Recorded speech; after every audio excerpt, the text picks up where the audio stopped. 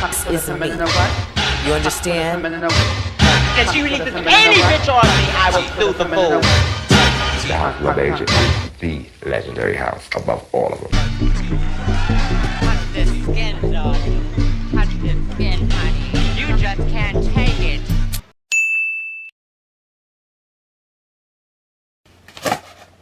Hey babes, today I'm doing a video which I've always wanted to do. Today's video is honestly like so important. Like, I take inspiration from it a whole lot in my day-to-day like look, fashion, makeup, hair, everything. But today I'm gonna talk about ballroom culture and its impact on society, on everything. The ballroom scene, its influence on fashion and pop culture. I'm gonna give you a little history lesson. Ballroom culture is a place where most Black and Latino LGBTQ people perform, dance, lip sync, and model. The culture has been extremely important in giving queer and trans people a safe space to socialize and honor each other. It wasn't until the 1960s where the legendary Crystal LaBeija and her friend Lottie hosted the first ever Black ball. This ball helped the formation of ballroom as we know of it today. They did this by forming the House of LaBeija. This particular ball, ran by the House of LaBeija, was in response to the discrimination and racism that queens faced who were Black. Crystal, where are you going? This is not the time to show temperament. Get back here and stay with the other finalists. Oh, well, you've got to expect losses. The girls were tired. Balls are competitions/events where individuals or people from different houses come together and compete in categories and performances to win prizes. Dances that became popular due to ballroom was voguing and racking. Hey guys, I'm back in my little corner. I'm gonna bring you some ballroom legends and icons that I personally really love. And also my girlfriend's on the phone. Say hi. Hey guys. My first one, who I really love, is Octavia St. Laurent. What you do in life is like a boomerang. When you throw it, it eventually comes back. Don't fuck with me. She was born on March 16th, 1964 in Brooklyn, New York. She's a singer and a model. She's been known to having such a beautiful voice. She became a ballroom icon for competing in categories for face. She is stunning. She has such a beautiful face, just everything. And she mostly came home with, obviously came home with trophies for that. She was featured in Paris is Burning. I wanted to be the best I can be. Virginia Slim's girl is here. This was not a game for me or fun. This is something that I want to live. She's here in person. Hopefully, God willing, by 1988, I fully hope to become a full-fledged woman of the United States. Sadly, Octavia passed away in May 17, 2009. May she rest in peace. Or anything. I think all men are dogs. I honestly do. You know, every man starts sparking sooner or later. Pepper LaBeija, the legendary Pepper LaBeija, was born November 5th, 1948 in the Bronx, New York. Over the years, she managed to win over 250 trophies in drag pageants, which is like absolutely insane. She was the mother of the House of LaBeija, and she was just known to having that motherly nature anyways. Because they're real parents and give them such a hard way to go. They look up to me to fill that void. She was a fashion designer and designed most of her looks, which is just very insane. Like, she was honestly astonishing with fashion. She was also in Paris is Burning. Really good watch again. The House of LaBeija is the legendary house above all of them. I have the most members, I'm the most popular. New York City is wrapped up in being LaBeija. So it speaks for itself. And I am the fiercest mother out of all of them. Sadly, she passed away 14th of May 2003. May she rest in peace. She won't make money off of my name, darling. She can make it off of Harlow and all the rest of the fools that will flock to her, but not Crystal, darling. Crystal LaBeija, the queen, the legendary, the icon that she is, was born in 1930. Not too many information on her birthplace and everywhere, like, or where she grew up. It only just says that she was born in 1930. She was a trans drag queen who co-founded the House of LaBeija. She was very much the innovator of the whole ballroom scene as we know today. She was seen as a mother figure to young underprivileged LGBTQ youth. She was in the Queen documentary, which we got to see her famous shade that she threw. Miss Sabrina, because I'll sue the bitch. Did you sign I will sue. No, I didn't sign any release. And if she releases any picture on me, I will sue the fool. She won't make money off of my name, darling. She can make it off of Harlow and all the rest of the fools that will flock to her, but not Crystal, darling. Anybody but her. First of all, Crystal LaBeija was done so dirty in that. Like, she was done so dirty. She should have won. She really should have taken home something. But, they were racist. Sadly, Crystal LaBeija passed away in 1982. Again, there's not too much information on where she did. She left such a huge mark for the ballroom scene. She really, she was one of the innovators for it. That started the whole ballroom scene as we know today. So thank you, Crystal LaBeija, and we love you. Willi Ninja was born the 12th of April 1961 in Long Island, New York. He was otherwise known as the godfather of voguing. I'm like beating my face with blush, shadows, or whatever to the music. Then usually I'll turn the compact around to face that person, meaning like almost like my hand is a mirror for them to get a look. Then I'll start doing their face, because what they have on their face right now needs a dramatic makeup job. He thrived as a choreographer, model, dancer from the mid-1980s to the 2000s. He helped popularize voguing as a style. He never made it, but he really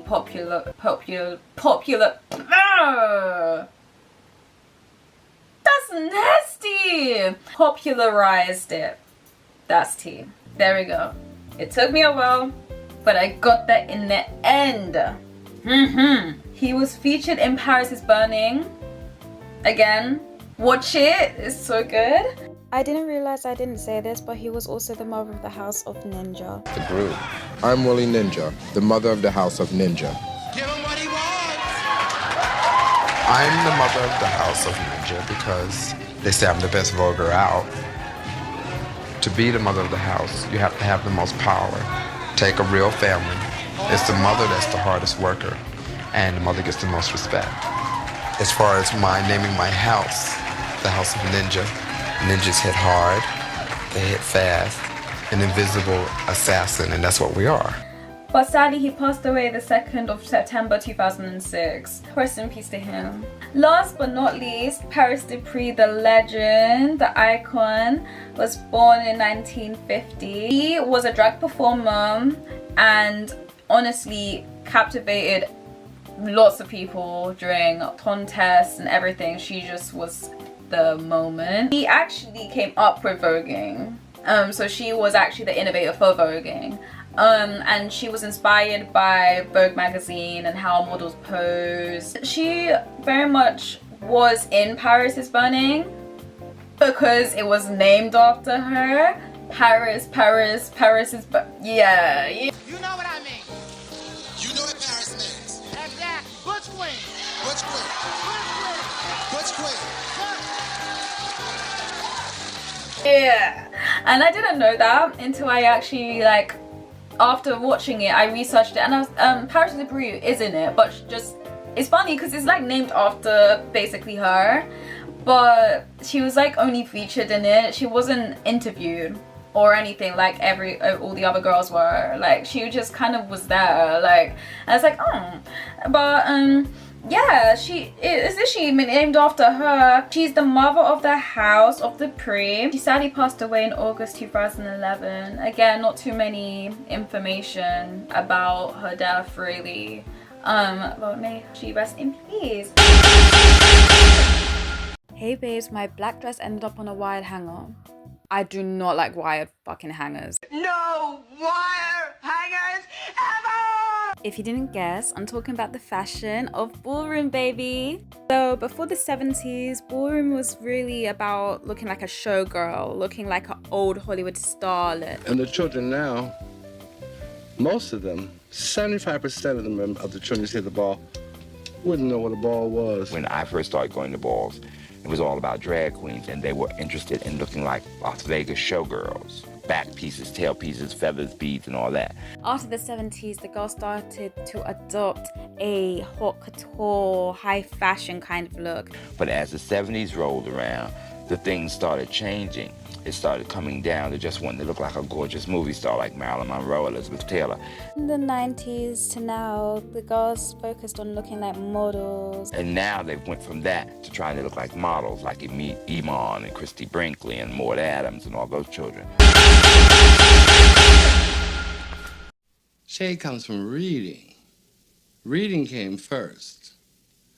Reading is the real art form of insult. Paris is Burning allowed everyone to see what it was like being in ballroom in the late 80s. Paris is Burning was a documentary released in 1990. It was directed by Jenny Livingston and it focused on queer ballroom life during the late 80s to 90s. Named after the 1986 ball hosted by the mother of the House of DuPree, Paris DuPree, Paris is Burning featured ballroom legends such as Paris DuPree herself, Octavia St. Laurent, Crystal LaBeija, Willi Ninja, and more. Most importantly, the documentary never shied away from the harsh realities of being a queer person during this time, especially for people of color. Most queens and girls were turned away from their biological families. Therefore, they found solace in their found families, which formed houses. Damn, boy, look at the time over there. 226. And you out, how old are you? Yeah, 13. 13 and you out here at 220? Yeah, Where you live? Me, I live in Harlem. And why you down here? Where's your mother? Hanging out. I don't have a mother. Everybody has a mother or we wouldn't be here. Where's your mother? She's gone. Where's your father? He's gone too. So who you live with? With a friend. And you too? I live with my mother in the Bronx. But a lot of these kids that I meet now, they come from such sad backgrounds, you know, broken homes or no home at all. And then the few that do have family, when the family finds that they're gay, they X them completely. The documentary also discussed ballroom culture and categories. Most famously, ballroom helped birth the art of reading. Now you want to talk about reading? Let's talk about reading. What is wrong with you, Pedro? Are you going through it? You're going through some kind of psychological change in your life? She went back to be a man. Oh, you went back to being a man. Touch this skin, darling. Touch this skin, honey. Touch all of this skin. Okay? You just can't take it. You're just an overgrown orangutan.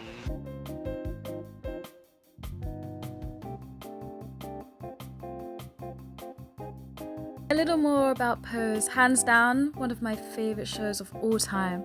Pose is a HBO TV series which first aired in 2018. It follows the LGBTQ ballroom scene from New York during the times of the 80s to 90s. Characters such as Blanca, Angel, Pray Tell, and Electra, Candy, and more have been said to be inspired by the lives of real ballroom legends. Electra, Dominique Jackson herself, was introduced to ballroom during the 90s. She was also a part of Miss Continental. Oh shit, I don't know if I said that right. Miss Continental 2002.